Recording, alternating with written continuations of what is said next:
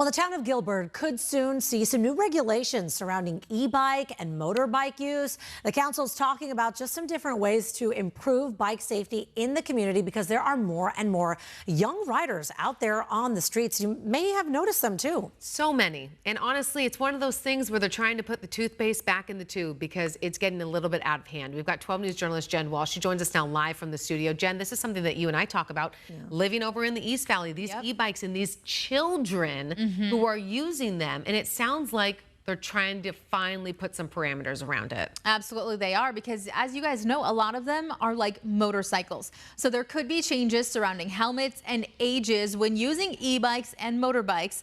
The town of Gilbert recently held a special study session surrounding bike use. It's happening as the bikes have grown in popularity here in the valley and nationwide. So Councilmember Chuck Bongiovanni says there has been a 50% increase in teen bike crashes in Gilbert from fiscal year 24 to 25. Youth e-bike safety discussions happening after this Gilbert teen was almost killed when he was hit by a car while riding a motorbike in May.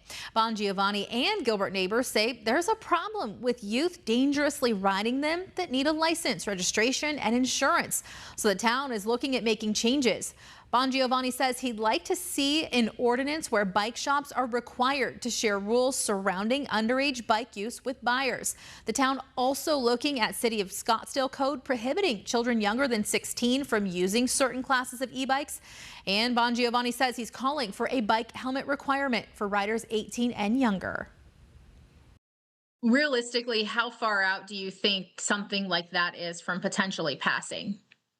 Probably a couple months. I think it's just a matter of getting it on the schedule, getting it on the agenda, and us discussing it a little bit more. We did have a helmet law a number of years ago, and a new council got elected, and that's the first thing I believe that they did was reverse that. I think it's a great idea. I think they should do that. I think the reason they're doing that more so now is because you're starting to see an influx of them, and I have particularly seen them around here too, just flying by and stuff.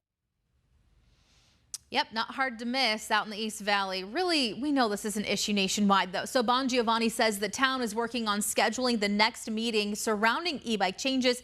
He expects it to happen within the next 2 months. So stay with 12 News for updates. Now we're live in the studio. Jen Walt, 12 News, Today in AC.